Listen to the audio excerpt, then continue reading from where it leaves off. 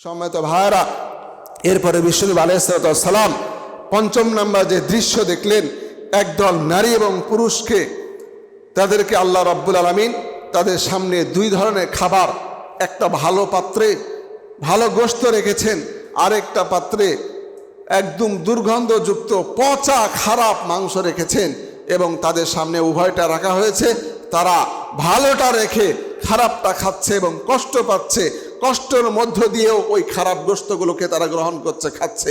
এই দৃশ্য যখন বিশ্বনবী দেখলেন তখন জিবরিল আমিন বললেন, ইয়া রাসূলুল্লাহ, এই সকল মানুষেরা দুনিয়াতে ওরা যারা নাকি বাসার মধ্যে হালাল স্ত্রী থাকা সত্ত্বেও বাড়িতে হালাল স্বামী থাকার পরেও পরপুরুষের সাথে পর নারীর সাথে পরকীয়ার মধ্যে লিপ্ত থাকতো, তারা এই আযাবের মধ্যে আছে। চিল্লা কর নাউজুবিল্লাহ। আমাদের পরিবারের মধ্যে, আমাদের সমাজের মধ্যে ম্যাক্সিমাম এই সমস্যা চলছে, বিশেষ করে যুবকদের মধ্যে। এই অ্যান্ড্রয়েড ফোনের বিভিন্ন মাধ্যমে, সামাজিক যোগাযোগের মাধ্যমে একে অপরের সাথে স্ত্রী থাকা সত্ত্বেও অথবা স্বামী থাকা সত্ত্বেও বিভিন্ন পুরুষের সাথে বিভিন্ন নারীদের সাথে একদম শারীরিক সম্পর্ক মানে যে জেনার কাজে লিপ্ত হওয়া অথবা তারা পরকীয়ার মধ্যে লিপ্ত হওয়া। শুধু এটা নয়, একটু সুযোগ পাইলেই মোবাইলে পীড়িতের আলাপ শুরু হয়ে যায়। এই চিল্লা এখন ঠিক কিনা? এমন আছে কিনা? বিশেষ করে যুবকেরা, ইয়াং জেনারেশন, তোমাদেরকে সাবধান হওয়া লাগবে। কঠিন আযাবের মধ্যে আমাদেরকে জাহান্নামে নিক্ষেপ করবেন। আল্লাহ পাক আমাদেরকে এই বিশেষ করে পরকীয়ার এই গুনাহ থেকে বেঁচে থাকা তৌফিক দান করুক। চিল্লা এখন আমিন।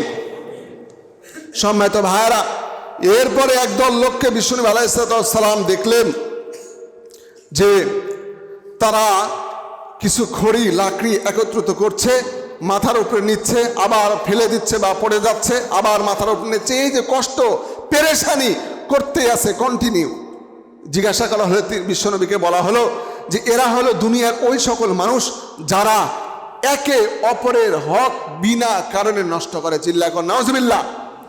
আমাদের সমাজের মধ্যে বিশেষ করে ফ্যামিলির যারা বোন আছে, এই বোনদের হকগুলো আমরা অনেক ভাইরা নষ্ট করে। চিল্লা এখন ঠিক কিনা? আছে কিনা? অনেক সময় বাবারাও মনে করি ছেলে মানে মেয়ের জামাই পরের ঘরে আছে, পরের বেটা, তাকে কি আমার জমি আমার সম্পদ দেব? এটা তো হতে পারে না। একটু সিস্টেম করি। সিস্টেম কি করে? মানে নিজের জমিটা বিক্রি করে দেয়, দিয়ে ওই টাকাটা সন্তানকে দেয়, অথবা সন্তানের নামে অন্য জায়গায় নতুন করে জমি কিনে দেয়, মেয়েকে দিবে না সেই জন্য। অনেক বাবা এমন আছে। আবার অনেক ভাই বাবা মারা যাওয়ার পরে বোনের সঠিক হক দেয় না। কথা বলেন ঠিক কিনা? আপনারা তো ঠিক বলবেন, আপনারা তো পুরুষ, এখানে মহিলা থাকলে আওয়াজ বেশি হতো। সম্মানিত ভাইরা, অনেক আছে। এবং এটা শুধু একটা ফ্যামিলির কন্ডিশন বললাম। ফ্যামিলির কন্ডিশন ছাড়াও কিন্তু আমাদের সমাজের মধ্যে অনেকে অনেকের বিভিন্নভাবে হক নষ্ট করি। দোকানে বাকি আছে 2 বছর ধরে 3 বছর ধরে হালখাতা করতে করতে ওই দোকানদারি মানে বিরক্ত হয়ে গিয়েছে, কিন্তু টাকা দেই না। এটা তো অন্যের হক নষ্ট করা হলো। মনে রাখতে হবে, হুকুকুল্লাহ আর হুকুকুল ইবাদ। আল্লাহ পাকের অসংখ্য আপনি গুনাহ করেন, অসংখ্য আল্লাহর নির্দেশ পালন না করে গুনার ভাগীদার হন। আল্লাহ ইচ্ছা করলে সেটা মাফ করতে পারেন কিনা? কথা বলেন।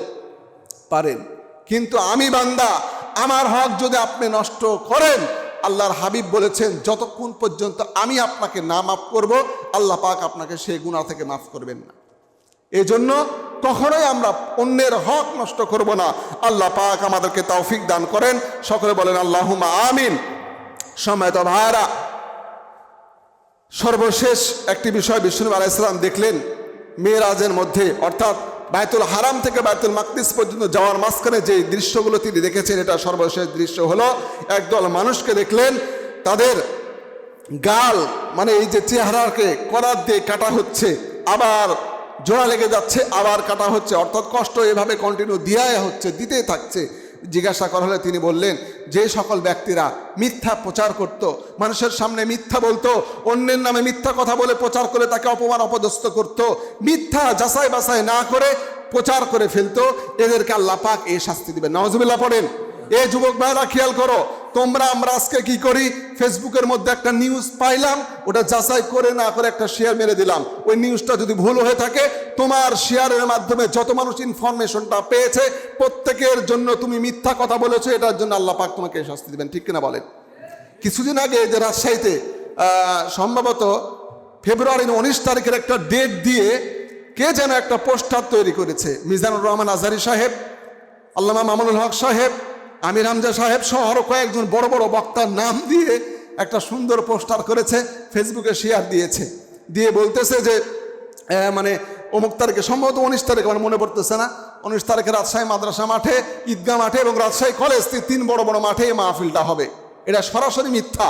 তো এই মিথ্যা অনেকেই কিন্তু সঠিক মনে করে শেয়ার দিয়েছে, আর তোমরা যুবকরা ফেসবুকে দেখছো না, দেখেছেন।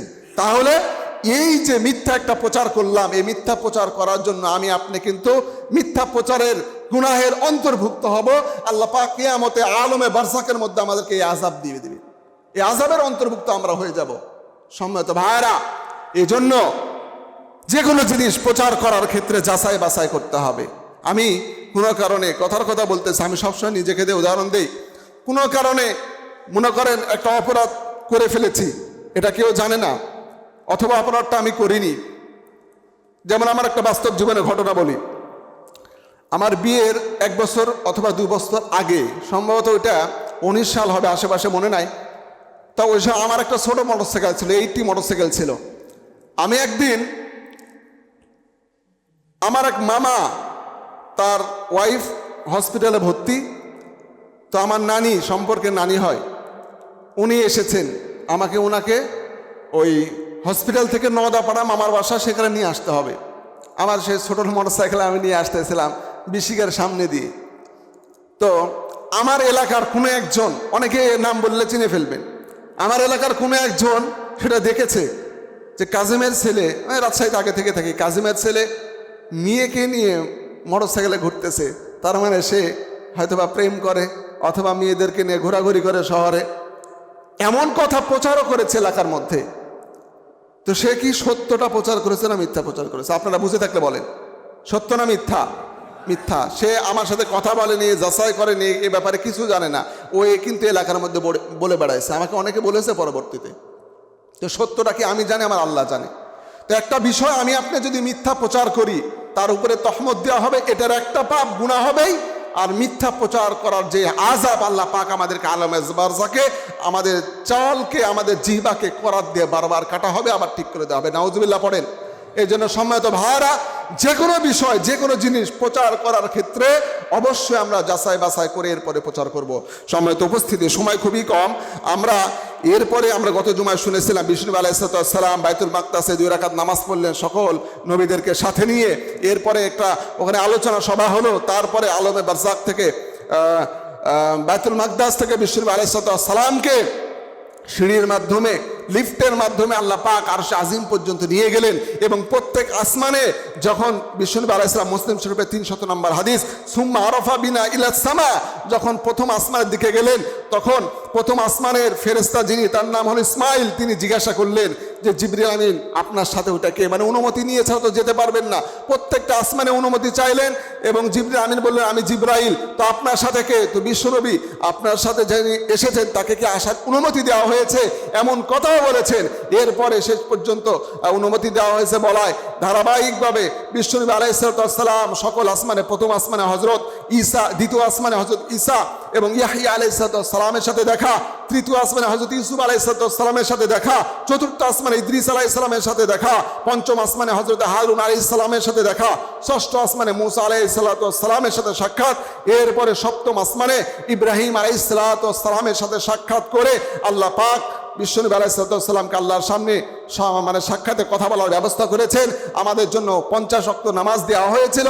50 ওয়াক্ত নামাজ নিয়ে যখন চলে আসছেন, মুসা আলাইহিস সালাম বললেন আপনি 50 ওয়াক্ত নামাজ আপনার উম্মতের জন্য নিয়ে যায়েন না, তারা আদায় করতে পারবে না। ধারাবাহিকভাবে, সংক্ষিপ্ত কথা আমরা সবাই হাদিস জানি যে আবার গেলেন 45 হলো, এরপর আবার গেলেন 40 হলো, এইভাবে করতে করতে সর্বশেষ 5 ওয়াক্ত নামাজ নিয়ে আল্লাহর দরবার থেকে কমিয়ে নিয়ে যখন মুসা আলাইহিস সালামের সাথে আসার পথে সাক্ষাৎ হলো, তো মুসা আলাইহিস সালাম বললেন যে রাসূল, আপনার উম্মতারে 5 ওয়াক্ত পড়তে পারবে না, আপনি যান আবার কমায় নিয়ে আসেন।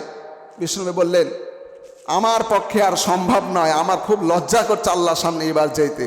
শেষ পর্যন্ত 5 ওয়াক্ত নামাজ নিয়ে আসলেন। আল্লাহ পাক ঘোষণা করলেন, হাবিব, আমি আল্লাহ যে ওয়াদা করি, যে কথা দেই, সেই কথার কখনো নড়চড় হয় না। হাবিব, আপনি মনে রাখবেন, আপনার উম্মতদেরকে আমি সর্বপ্রথম 50 ওয়াক্ত নামাজ দিয়েছিলাম। আপনার যে উম্মতেরা 5 ওয়াক্ত নামাজকে যথাসময়ে গুরুত্ব সহকারে আদায় করবে, আমি আল্লাহ 5 ওয়াক্তর বদৌলতে আপনার উম্মতকে 50 ওয়াক্ত নামাজেরই সওয়াব দান করবো। সুবহানাল্লাহ। আল্লাহ পাক আমাদের জন্য ঘোষণা দিয়েছেন, এটা আমাদের সুখবর। কিন্তু আমরা হতভাগা উম্মত এই 5 ওয়াক্ত নামাজও সঠিক সময় আদায় করতে পারি না। মেরাজের ঘটনা শুরুতেই নামাজের বিষয়ে আল্লাহ পাক বিশ্বনবীকে সতর্ক বার্তা দেওয়ার জন্য একটা আযাবের দৃশ্য দেখিয়েছেন, এবং মেরাজের ফলাফল সর্বশেষ আল্লাহ পাক হাদিয়া স্বরূপ 5 ওয়াক্ত নামাজই দান করেছেন। মুহতারাম উপস্থিতি, বুঝার বিষয় হলো আমাদেরকে বুঝতে হবে এ টু জেড এই মেরাজের মাধ্যমে আমাদের একটা বড় ইবাদত আল্লাহ দিয়েছেন, সেইটা হলো নামাজ। আমরা যদি আমাদের জীবনে নামাজকে সঠিক সময় আদায় না করতে পারি, তো আমরা মুমিন হিসেবে আল্লাহর সামনে দাঁড়াতে লজ্জাবোধ লাগবে আমাদের। বাইনাল সলাতি ওয়া বাইনাল কুফরি তারকুস সালাহ, বাইনাল মুমিন ওয়া বাইনাল সলাতি তারকুস সালাহ। বিষ্ণু আলাইহিস সালাম বলতেছেন, মুমিন আর কুফরির মধ্যে পার্থক্য হলো তারকুস সালাহ, নামাজ তারক করা। নামাজ না পড়ে তাহলে সে নিঃসন্দেহে কুফরি করবে, কাফের হয়ে যাবে, কুফরি হয়ে যাবে। তার কারণ হলো একজন মুমিন এবং একজন কুফুর বা কাফেরের মধ্যে পার্থক্যকারী ইবাদত হলো আল্লাহ পাকের দেওয়া নামাজ। চিল্লা এখন ঠিক কিনা? কিন্তু আমরা এই নামাজ সঠিকভাবে পড়ি না। আজকে মসজিদগুলো জাঁকজমক করে সাজানো হচ্ছে, মসজিদে এত সুন্দর ব্যবস্থাপনা, এসি লাগানো হচ্ছে, আগের যুগে এত কিছু ছিল না। সব কিছুর মূল উদ্দেশ্য হলো আল্লাহর মুমিন বান্দা যেন আরামের সাথে, ইতমিনানের সাথে মসজিদে আল্লাহর জন্য সালাত আদায় করতে পারে। কথা বলেন ঠিক কিনা? এই এসিগুলোকে মসজিদে দেখতে সুন্দর লাগে, এই জন্য আনা নাকি? এই জন্য আনা? কার্পেটগুলো তো অনেক দাম, কেন দেওয়া হয়েছে? মানুষেরা নামাজ পড়ার সময় খালি শীতের সময় টাইলসের উপরে দাঁড়ালে তার কষ্ট হবে, কষ্ট যেন না হয়, সব ব্যবস্থা আমরা নামাজ ভালোভাবে আদায় করার জন্য। অথচ আমরা নামাজ আজকে পড়তে পারি না। হতভাগা উম্মতদেরকে আল্লাহর হাবিব যে সুপারিশ করবেন, আমরা যদি বেনামাজি হই, আল্লাহ পাক প্রথমেই আউয়ালু মা ইউহাসাবু বিহিল আবদু ইয়াউমাল কিয়ামাতিস সালাহ হিসাবের প্রথমে নামাজ ব্যাপারে জিজ্ঞাসা করবেন। নামাজ যদি না পড়ি, আমার জীবনের সর্বপ্রথম যেদিন জুমার নামাজ পড়ায়, ওই নামাজের সময় আমি একটা হাদিস বর্ণনা করেছিলাম, মানে নামাজ সম্পর্কে আলোচনা করেছিলাম। ওই হাদিসটা বারবার মনে পড়ে। একজন মানুষের কন্ডিশন কিয়ামতে এমন হবে যে মানুষকে তার নেক আমল বিভিন্ন কারণে বেশি হয়, আল্লাহ পাক তাকে জান্নাতি ঘোষণা করবেন, কিন্তু দুনিয়া জমিনে সে নামাজ পড়েনি। তো জান্নাতের দরজায় যাওয়ার পরে ফেরেশতাকে বলবেন, ফেরেশতা আল্লাহ পাক আমারে জান্নাত দিয়েছেন, আমারে জান্নাতের দরজা খুলে দাও, জান্নাতের ভিতরে যাব। তো ফেরেশতা বলবে, কেন? আল্লাহ পাক যে বান্দাকে জান্নাত দান করবেন তাকে তো জান্নাতের চাবিটা দিয়েই পাঠাবেন, সেই নির্ধারিত চাবি দিয়ে তুমি জান্নাত খুলে ঢুকে চলে যাও। বান্দা বলবে, আল্লাহ তো আমার কোনো চাবি টাবি দেয় নাই। তখন ফেরেশতা বলবে, তুমি কি শোনো নাই মিফতাহুল জান্নাতিস সালাহ? আল্লাহর হাবিব পৃথিবীতে বলেছেন, যে ব্যক্তিরা উম্মতেরা নামাজ আদায় করবে, নামাজ যথাসময়ে পড়বে, আল্লাহর জন্য সন্তুষ্টি অর্জনের জন্য সালাতের পাবন্দি করবে, আল্লাহ পাক ওই ব্যক্তিকে দুনিয়ার বুকেই এই যে আজকে যে তালা দিয়ে বন্ধ দেখতেছো, এই তালার চাবিটা নামাজের মাধ্যমে দুনিয়াতে তার জন্য খুলে দেওয়া হবে। সুবহানাল্লাহ পড়েন।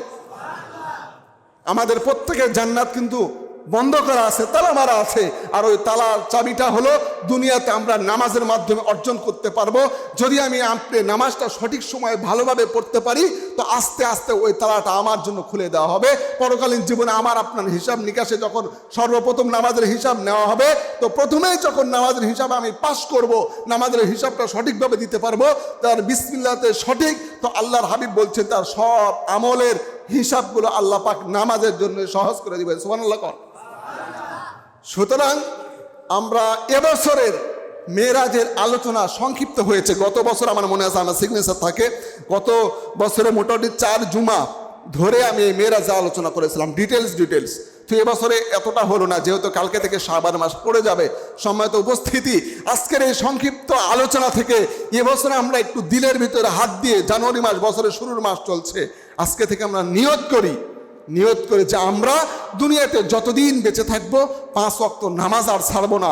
আল্লাহ পাক যদি আমাকে এই নামাজ পড়তে পড়তে এই নিয়ত করা অবস্থাতেও মৃত্যু দেয়, তো আমি ওই হাদিসের রেফারেন্স অনুযায়ী বলতে পারবো, আল্লাহ এতদিন নামাজ পড়িনি, কিন্তু আজকে তো নামাজ পড়ার একটা নিয়ত করেছিলাম, তো এই নিয়তের উসিলায় আমি যদি মারাও যায়, আল্লাহ পাক নামাজি বান্দার অন্তর্ভুক্ত করে আমার হিসাব নেবেন। সুবহানাল্লাহ পড়েন। সুতরাং আজকে সবাই আল্লাহর দরবারে দুটো হাত তুলে নিয়ত করেন। আল্লাহ আমার সাথে বলেন, নামাজের জন্য এই ওয়াদাটা না, নামাজের জন্য আল্লাহর দরবারে নিয়ত করেন, নিয়তটা আল্লাহ কবুল করলে আমরা নামাজি হয়ে দিতে পারবো। সবাই আল্লাহর জন্য দুটো হাত তুলেন। আল্লাহ আমাদের প্রত্যেককে 5 ওয়াক্ত নামাজ প্রত্যেক দিন জামাতের সাথে মসজিদে গিয়ে পড়ার তৌফিক দান করো, আমিন। আয় আল্লাহ, জিন্দেগিতে যতদিন বেঁচে থাকবো 5 ওয়াক্ত নামাজ যেন একমাত্র তোমার জন্য মসজিদে গিয়ে গিয়ে পড়তে পারি। সকলে বলেন আমিন। আল্লাহ পাক প্রত্যেককে কবুল করুক। যারা সুন্নত পড়েনি কবলা জুমা 4 রাকাত সুন্নত আদায় করে নেই।